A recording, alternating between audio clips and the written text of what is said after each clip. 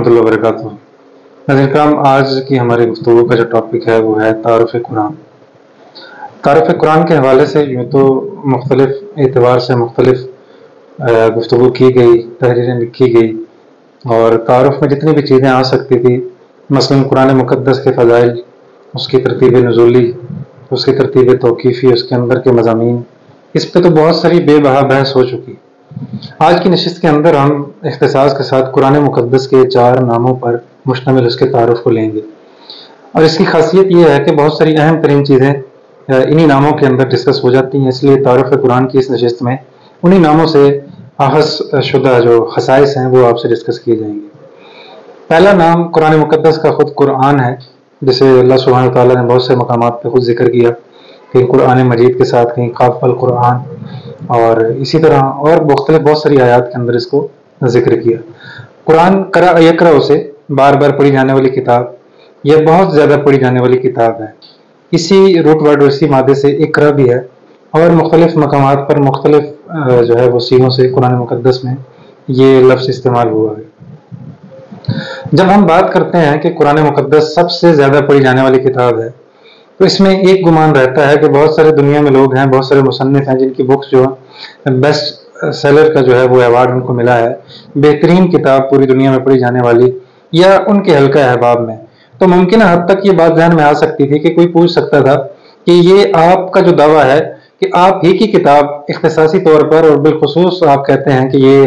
خاص طور پہ سب سے زیادہ پڑھی جانے والی کتاب ہے، یہ پاسبل کیسے ہے، ممکن کیسے ہے کہ یہ کتاب ایسی ہے جو سب سے زیادہ پڑھی جاتی ہے؟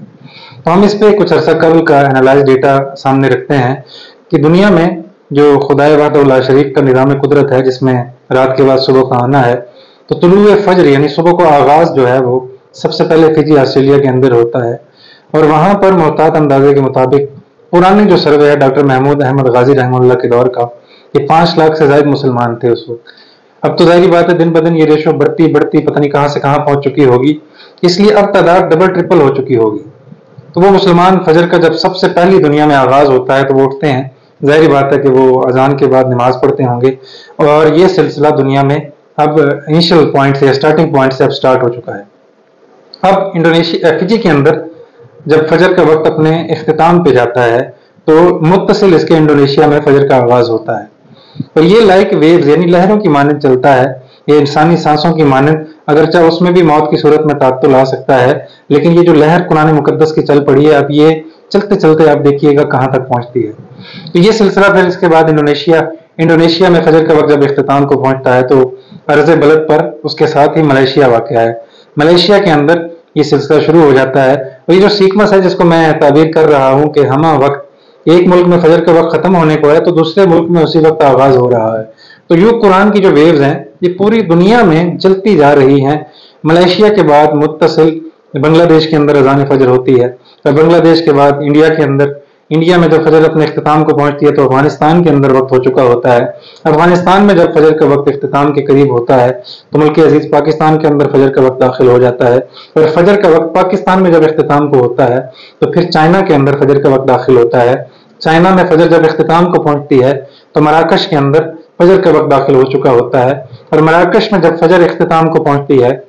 مصر کے اندر فجر کا وقت داخل ہو چکا ہوتا ہے، اور مصر میں جب فجر اختتام کو پہنچتی ہے تو امریکہ کے اندر فجر کا وقت داخل ہو چکا ہوتا ہے۔ اور یہ وہ ٹرننگ پوائنٹ ہے کہ جب فجر مصر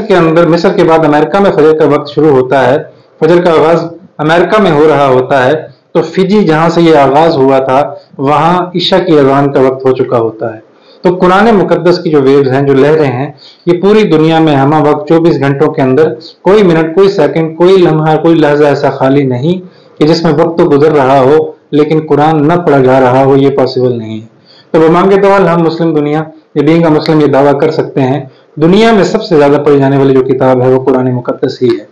یہ تو پہلا نام ہے، اپنے نام کی طرح اسم با مسمہ ہے کہ قرآن کہتے ہیں بار بار پڑھی جانے والی، یہ بہت زیادہ پڑھی جانے والی کتاب۔ تو اس کا انالائز ڈیٹا ہے کہ واقعتاً دنیا ورلڈ میپ کے اندر اگر آپ دیکھیں، کیلکولیٹ کریں ڈیٹے کو، اور اس وقت اگر دستیاب ٹیکنالوجی سے استفادہ کریں تو آپ کو لگے گا کہ واقعتاً قرآن مقدس پوری دنیا میں سب سے زیادہ ہمہ وقت پڑھی جانے والی کتاب ہے۔ یہ پہلا نام تھا۔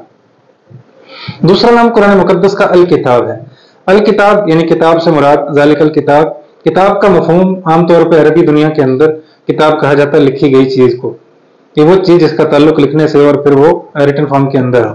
جب کتاب کے حوالے سے ہم بات کرتے ہیں تو ہمیں جو اورینٹلسٹ ہیں، مستشرق ہیں، ان کی جانب سے ایک بڑے اعتراض کا سامنا کرنا پڑتا ہے،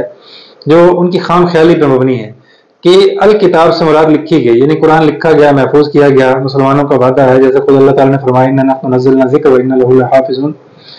تو نبی علیہ السلام کے بارے میں متعلق یہ بات ہے کہ وہ لکھنا پڑھنا جانتے نہیں تھے، تو کیسے پاسبل ہے کہ جب لکھنا پڑھنا جانتے نہیں تھے انہوں نے کتاب مقدس کو لکھا، محفوظ بھی کیا؟ تو دونوں باتوں میں تضاد ہے، یعنی نبی لکھنا پڑھنا جانتے نہیں تھے اور امت کا دعویٰ ہے کہ قرآن لکھا گیا اور محفوظ کیا گیا۔ ہم یہاں 3 دلیلوں سے اس اعتراض کو رد کریں گے۔ پہلی دلیل حضرت عمر رضی اللہ تعالیٰ عنہ کی بہن حضرت فاطمہ کا اسلام لانے کا واقعہ ہے کہ جب وہ ان کے گھر گئے، وہ کچھ پڑھ رہی تھی، تو ظاہری بات ہے جو وہ پڑھ رہی تھی وہ کسی لکھی ہوئی ریٹن فارم میں کوئی چیز تھی، اور اگر گھر کی باپردہ خاتون کے پاس کوئی چیز لکھی ہوئی موجود تھی تو اس کا مطلب ہے کہ مردوں کے پاس تو بطریق اولیٰ لکھا ہوا موجود ہوگا۔ جب گھر کی ایک خاتون ہے، اس کے پاس سورۃ طٰہٰ کا جو ریٹن فارم میں کسی بھی چیز پر ہے، پرچہ جات پر ہے یا کسی ایسی چیز پہ تھا جس کو لکھ کر محفوظ رکھا جا سکتا تھا، تو پھر یہ ماننا پڑے گا کہ عرب کے مرد بھی لکھنا جانتے تھے، لکھنے کا رواج بھی تھا اور لکھا کرتے تھے۔ دوسری دلیل، نبی کریم صلی اللہ علیہ وسلم نے ابو شاہ کے لیے کچھ چیزیں جو ہیں وہ لکھوائی، اسلام کی بنیادی چیزیں، احکام وغیرہ، تو اس میں آپ نے حکم دیا کہ